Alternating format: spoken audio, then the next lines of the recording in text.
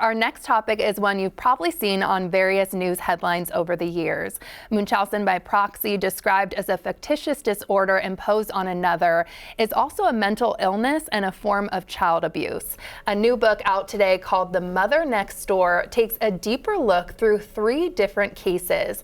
Authors Andrea Dunlop and Mike Weber join me now. Thank you both for being here today. Thank you for having us. Yes, and so Mike, I want to start with you before we get into the book. What does Munchausen by proxy usually look like? Well, Munchausen by proxy is the process of exaggerating, falsifying, or inducing an illness in your in otherwise healthy child. And what it looks like, I'll tell you what my child abuse pediatrician told me. For medical professionals, it's multiple symptoms over multiple body systems that do not make medical sense is when you start to consider that as a differential diagnosis for doctors. And once you start to look at multiple of these cases, you see certain red flags and patterns kind of pop out. Yeah, and Andrea, I want to get to you. Tell us about the 3 specific cases that you guys cover in this book. Yeah, so these are 3 of the, Mike is the law enforcement expert on this form of abuse in this country. And the 3 cases we cover are sort of cases that we thought really kind of typify and show the different types of offenders in these cases. So we covered the Hope Ybarra case, which was Mike's first full investigation in a Munchausen by proxy case. And this was a person who had really her whole life was a lie. She had a fake cancer that she battled for 8 years. She had, she lied about, her qualifications at work. And it was this incredible sort of like web of lies, and she was this sort of mastermind. And then the next case we covered, the Brittany Phillips case, was the exact opposite. It was a case where this is something we see a lot also, where everyone knew something was wrong, but no one had a name for what they were seeing. And she'd been reported to CPS multiple times for multiple different situations before anybody did anything. And then the final case that we cover in the book is the Mary Welch case.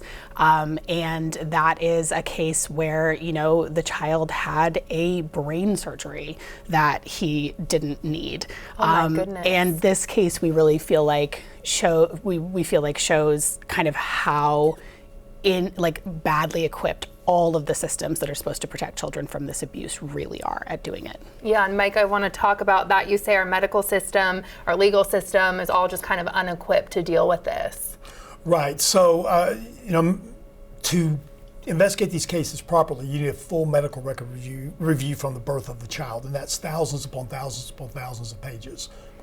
And who has time to do that, right? So it would be nice if Children's Hospital had specialized positions to do that.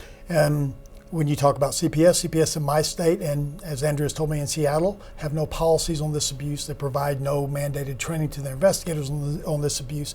In Texas, they have no way to mark this abuse when it's reported. So it often comes in as medical neglect. And you have a 25-year-old CPS investigator goes out, sees a mother taking her child to the doctor all the time, clears her case out, and never even makes it to law enforcement. Law enforcement has no training on this abuse. Family court, the last 2 articles in the Juvenile and Family Court Journal on this abuse were in 1990. Lots of things have changed on this abuse since.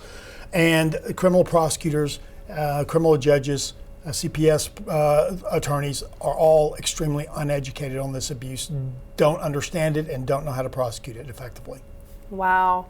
And Andrea, too, and both of you can maybe speak to this too, physicians also sometimes find themselves in the crosshairs dealing with this as well. Is that correct? Yeah, absolutely. And unfortunately, the media has not been helpful on this point. There has been a lot of very, very misleading media coverage, and I think just disinformation spread about this abuse in terms of presenting cases that the system failed to hold the perpetrator accountable, presenting those as false accusations, which they are not, and then putting the doctors really at the center of that controversy, right? So framing doctors, child abuse pediatricians in particular, as people who tear families apart and who separate children. Now, that's not even true on a logistical standpoint, right? The judges are the people who make the decisions about custody and placement and dependency, if that's happening. But so even when the doctors are knowledgeable about this abuse, which they aren't always, even doctors don't receive training on this.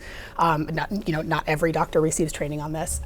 So even when things are working on the medical side and they are able to properly evaluate this abuse, right? That's what they do. do. They don't investigate, they evaluate, they make medical decisions. This is a medical subspecialty, child abuse pediatrics. They are really presented as these horrible villains, and doctors who have made life-saving calls in these cases are painted as just the worst villains. They are excoriated in the press. They are sometimes driven out of their jobs. They get sued by offenders. They are really kind of at the front lines of this, and it's really heartbreaking to see. Wow, thank you both for being here today and talking about this book and sharing all this information. Thanks for having us. Yes, and just a reminder too, Andrea is holding an author event tonight, Tuesday, February 4th at Third Place Books in Lake Forest Park.